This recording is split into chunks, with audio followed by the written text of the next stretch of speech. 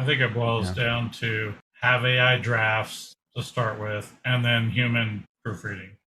Start there, especially on the agency side. If we're producing content for our clients, make it as authentic as we can, but then have them take a look at it, because we may think that the AI pulled in some really cool facts and ideas and different things, and our client might go, "Oh my gosh, no, don't publish that." So yeah, it's just a matter of human in the loop, as we've talked about. Welcome to the Carpet Cleaning Success Podcast. AI Marketing Experts is your backstage pass to the future of marketing. Hosted by a powerhouse crew of AI-savvy entrepreneurs, including John Clendenning, this weekly show unpacks the tools, trends, and real-world applications of artificial intelligence in digital marketing. Google just deleted over 240 million reviews in the last year. Amazon deleted 275 million. Reddit has built its own AI specifically to hunt down and remove AI-generated marketing garbage, we're going to call slop from this point forward, on its platform. This isn't small cleanups. This is a mass extinction event for low-quality AI content, and it's happening right now. The question we're answering today is simple. If the platforms are deleting this AI slop by the millions, how do you know if your content is on the list? So with that said, John here from Carpet Cleaner Marketing Masters, got my fine distinguished friends. The entire team is in the house, and we are going to tackle the AI slop problem. I just want to kind of put it out there. Who wants to jump in? Anybody had a client or a prospect you've talked to say that, hey, no, I don't need content. I have ChatGPT writing me 10 articles a day. I'm good, or anything like that. And you hit your radar in the last 6 months. What do you think of AI slop? Nobody jump in. I think we have so much to say. We don't know who wants to go first. There's a lot to say about this topic. Yes. There's a lot of slop out there. I find it really interesting that Reddit, which we all know,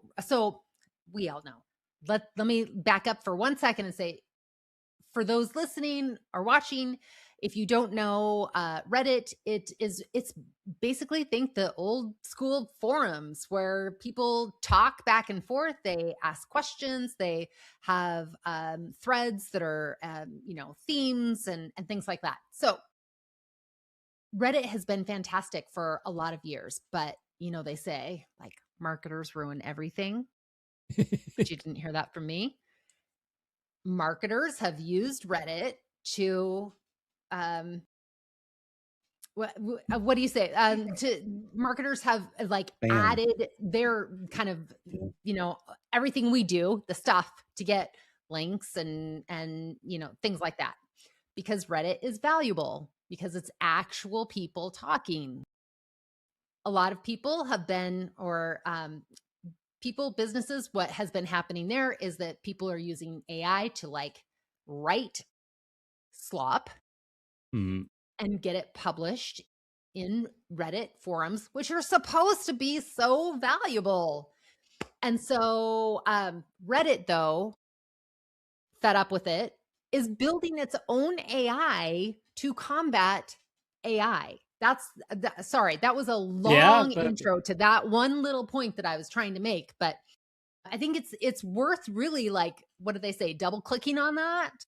Yeah. No, I think that's cool. Where we're heading is that it's a mess. Like Twitter, X, it's like, if you're on X, you've got to start unfollowing accounts because or themes and stuff like that, because it's like, oh, hey, I just saw this video and here's my entire guide on it. Because you can spin them up in seconds. And you'll see 10 of the exact same video. Boris Cheney or Cherney, whatever his name is, did a speech. And all of a sudden there's 10 people, put the word this in the comments, say this, do that, and I will send you my full this and whatever. And it's just vomited there. And yeah, right now you have to manually do it.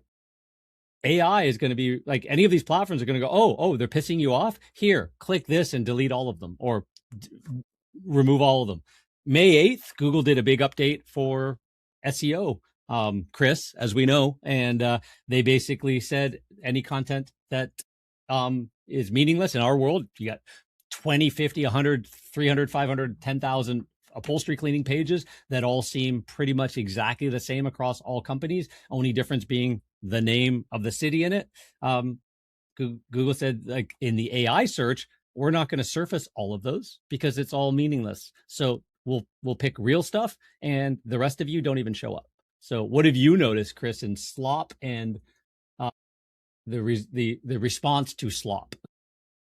Well, I mean, that's a loaded question, right? I mean, there are lots of avenues that slop can happen. Obviously, we're talking Reddit, then we're talking SEO, landing pages, where content itself in general that is, in my opinion, generic, right, and adds zero value to the world, I think is what's going to be targeted and what has been targeted.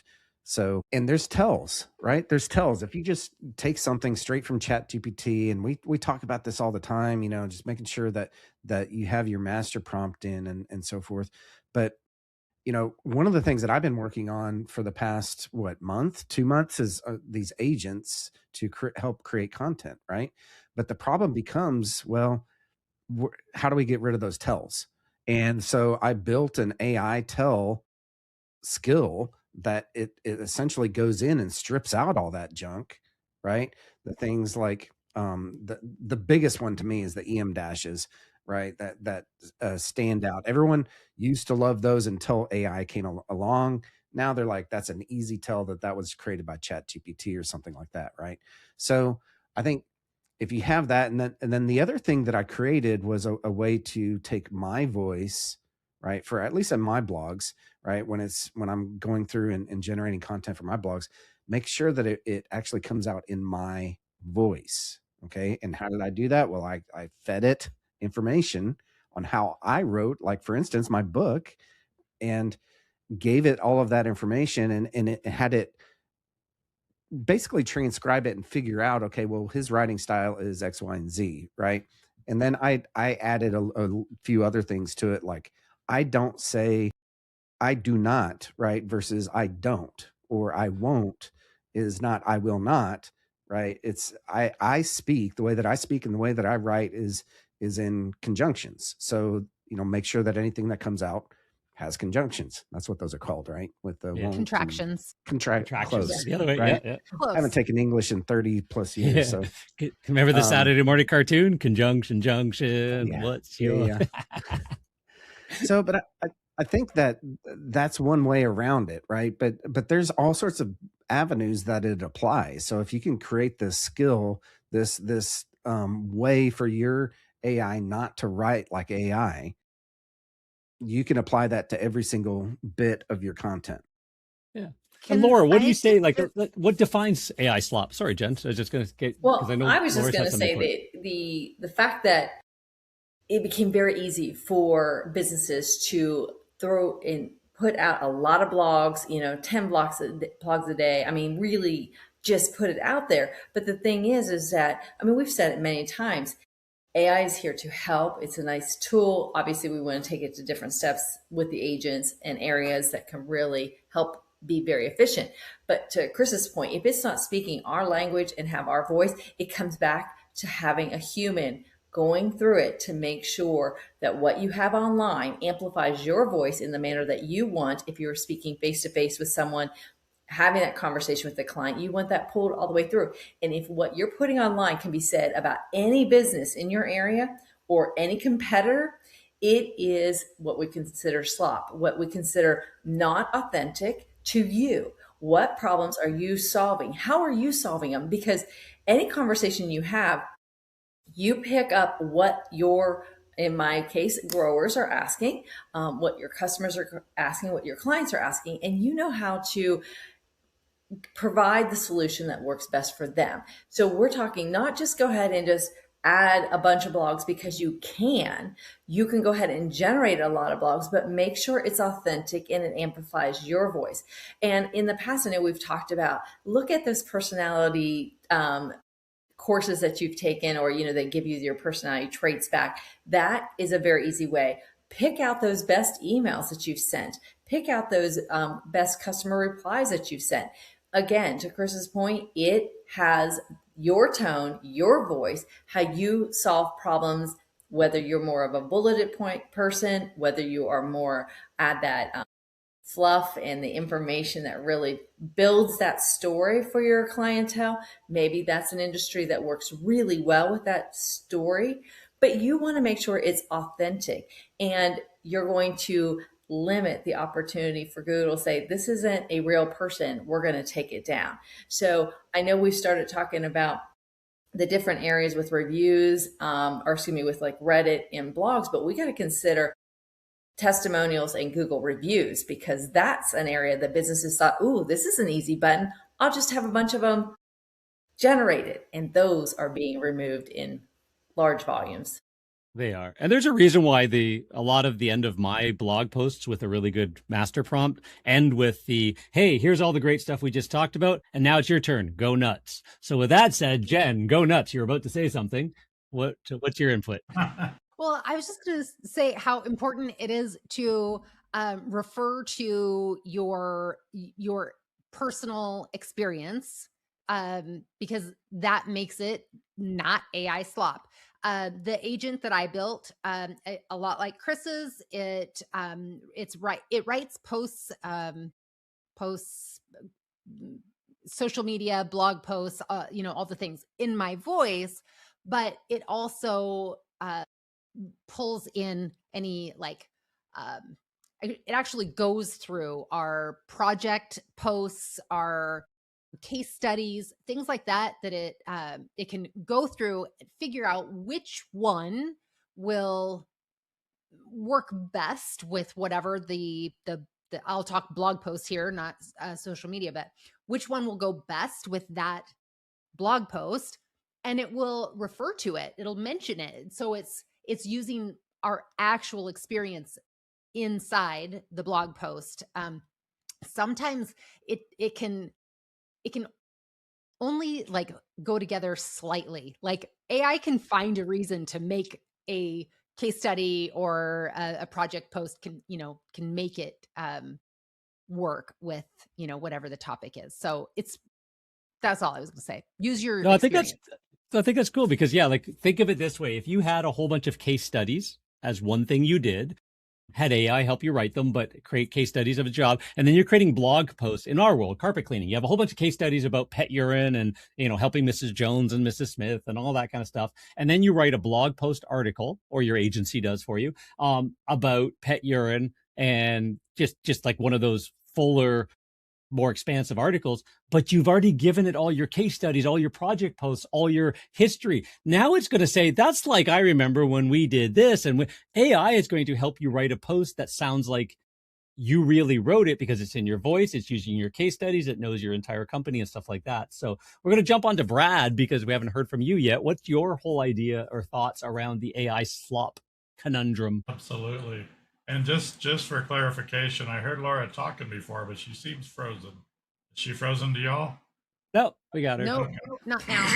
There you have it. So here's my take on this.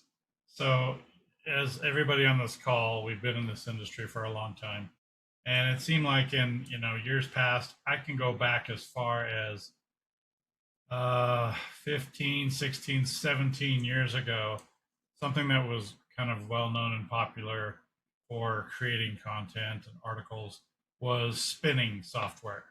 So with spinners, as we called them, you could, you had to write in this certain little language and put all these little code pieces in there so that it would then take an article and turn it into 100 articles, because it had all these little pipes and, different, when I say pipes on your keyboard, so it had different codes in there so that you could make it say all these different things, so it could be unique, right?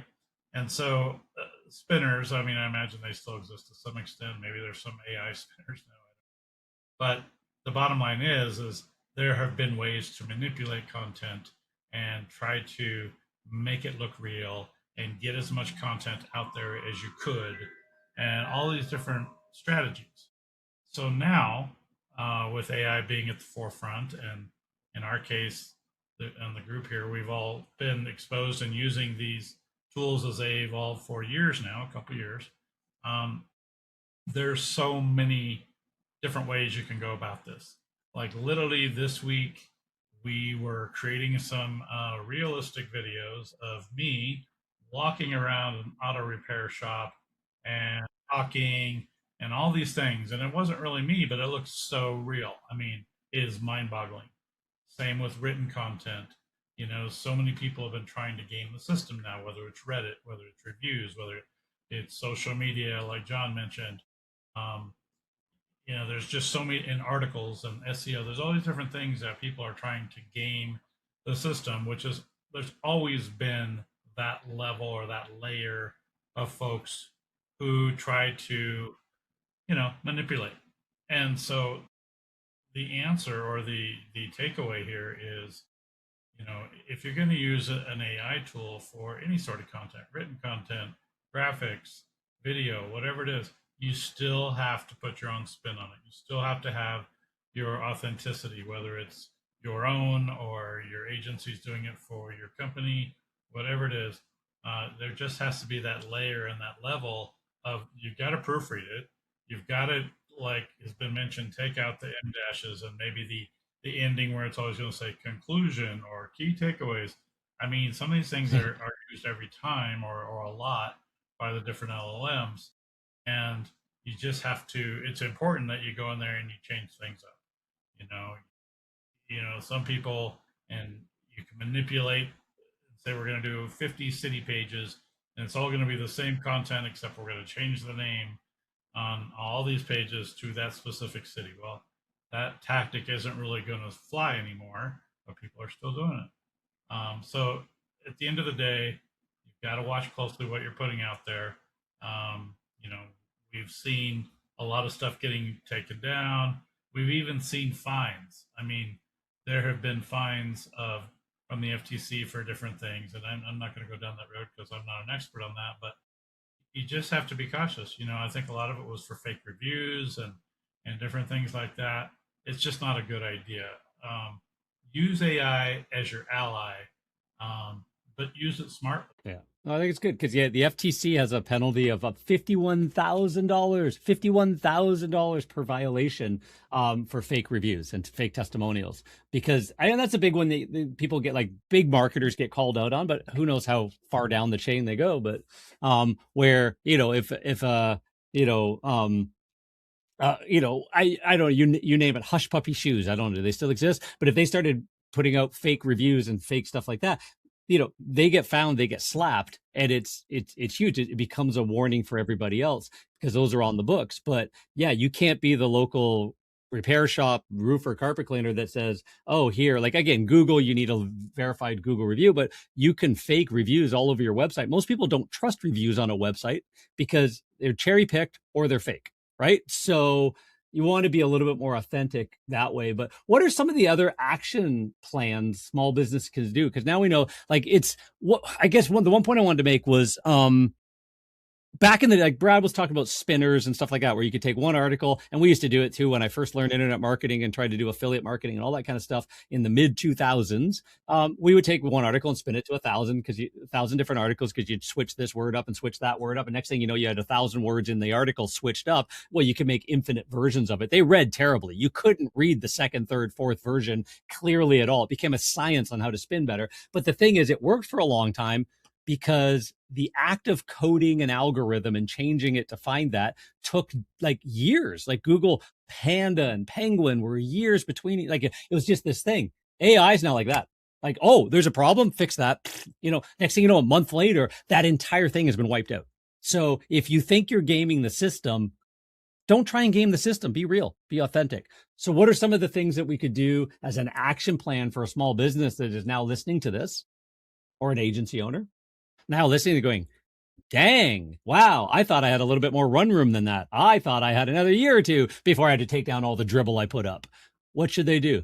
Who wants to handle that one? I would say if you are generating any or know of anybody that's assisting your business, if you know that they're generating any kind of reviews that may be fake or perceived as fake, stop that immediately. That's the first thing. If you're a business that collects authentic reviews, know that you're ahead of anybody that is trying to, as you said, game the system, jump ahead. Take the time to look at what reviews are out there. And we're talking not only Google, but Facebook, look at industry sites where your reviews might be, but look at the big picture. And again, keep it authentic. Keep asking for those reviews because, again, they are valuable. You do want those to be posted.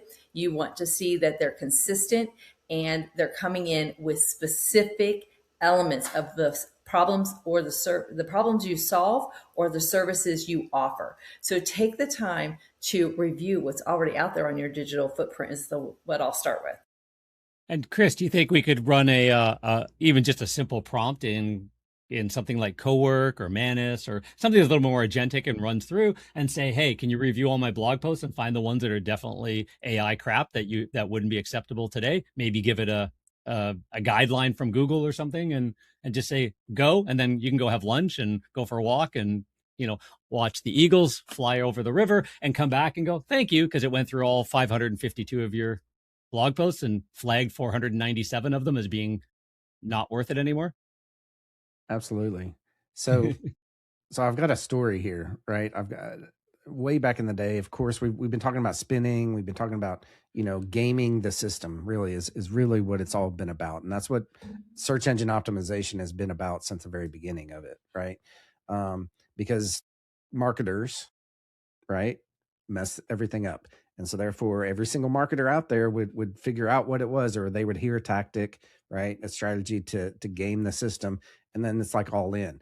And then everyone in the entire marketing, agency world would just go and do that. Right. Well, a lot of times that just comes back and bites you. So the story I have here is that I've got a former client, right, that when we took over their blog, okay, because in the marketing world, if you don't know, if you're just watching this, blogs are a very central part of most marketing strategies still today. Well, this guy had paid for some definite AI slop, right? And it was posting an article every single day. And it was very cheap. It was obviously done overseas using Chat GPT, a very generic, version. And they were just pumping these things out. I'm pretty sure the service that he paid for was like $30 a month or something like that, right? And they just simply plugged into his thing. Someone just, copied and pasted 30 articles and scheduled those things out.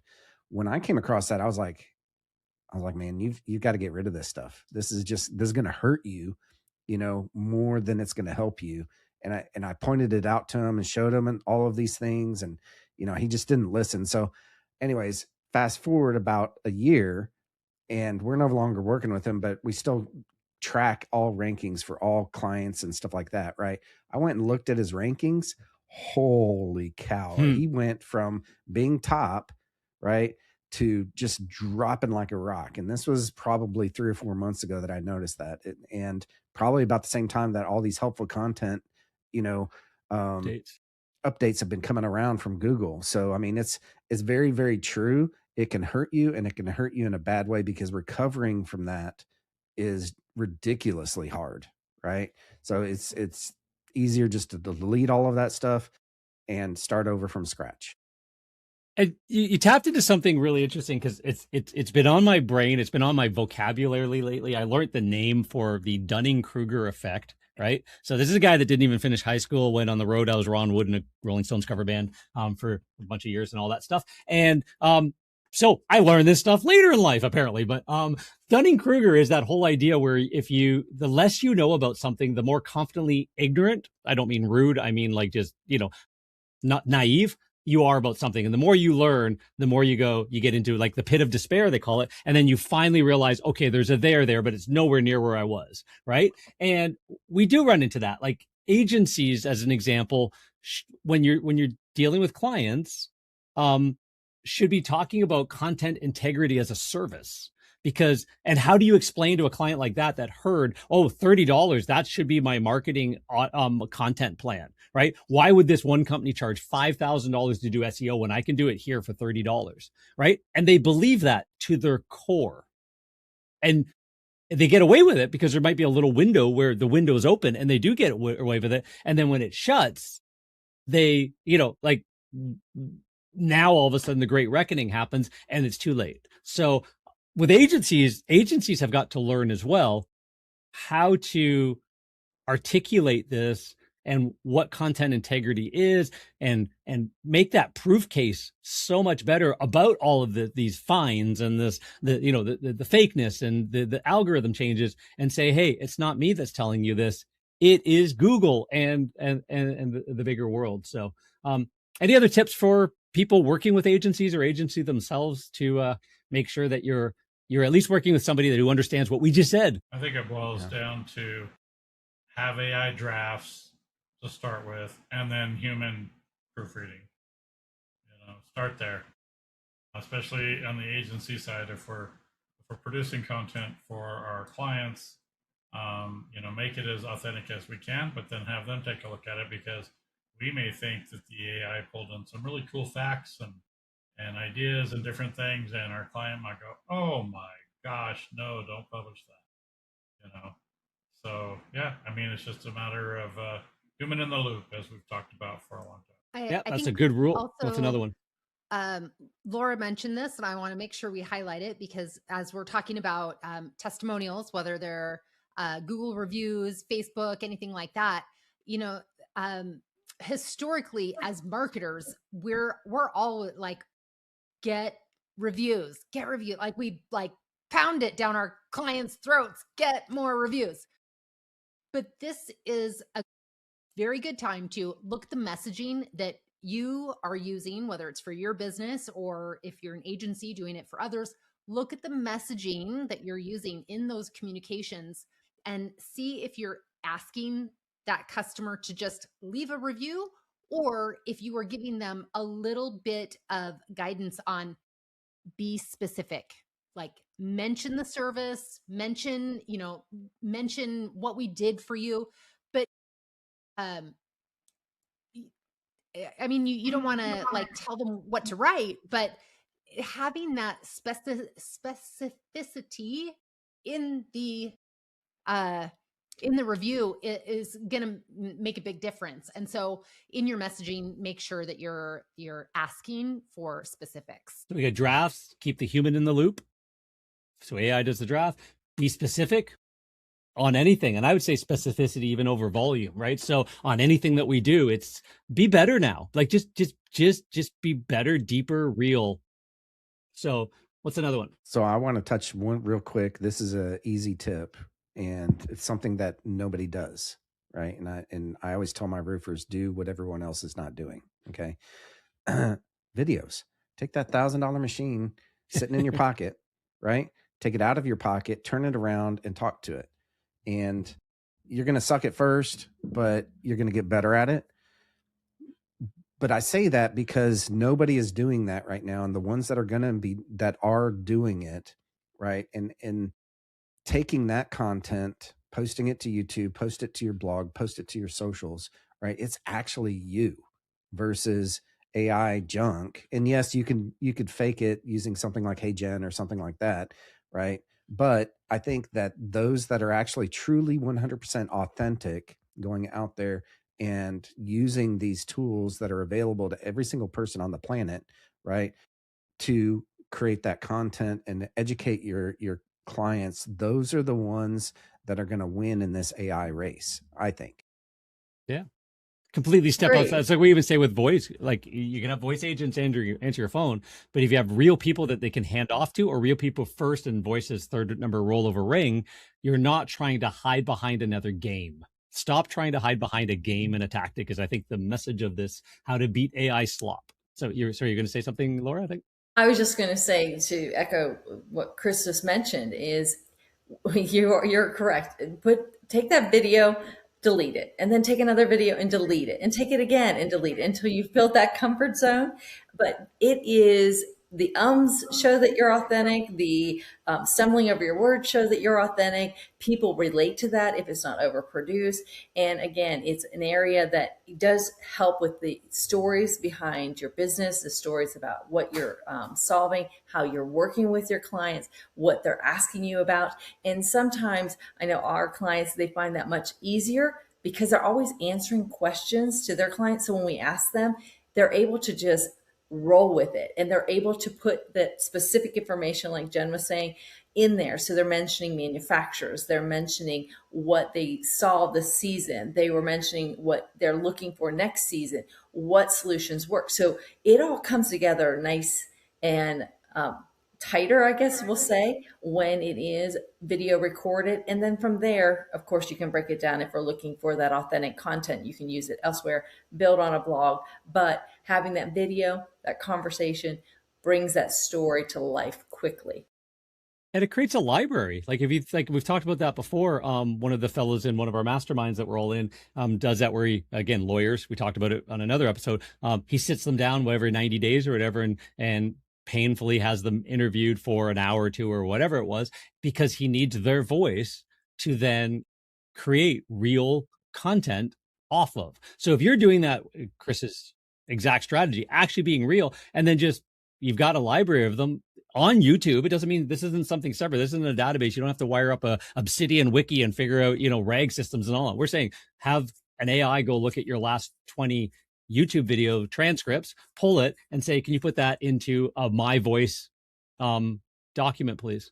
Right? Exactly. Just that simple. You recorded it, one extra step, you've now got a bit of and you can just keep doing that. Hey, can you write me a couple of blog posts about the stuff I'm talking about in my voice, telling my stories? Thanks. And then you still human in the loop. Don't say, and publish them automatically by yourself. No, that's a draft, like Brad said, and then review it, play with it a bit. Mm-hmm. So, and then do an audit. I do suggest you do an audit of your past stuff, because as Chris's other story stated, you could have a bunch of stuff that's hurting you, and no amount of good is going to outweigh the bad, right? So, oh, my marketing agency sucks. Well, no, you told us not to take down all the stuff that makes you suck. So we're just doing the best to make you suck a little less. So anyways, so now with that, we might have, covered the topic well. Has anybody got any famous last words on this topic before we give it a wrap and let people on with their day to go fix their AI slop? I'll just echo, be proactive. It is your footprint out there. It's your presence.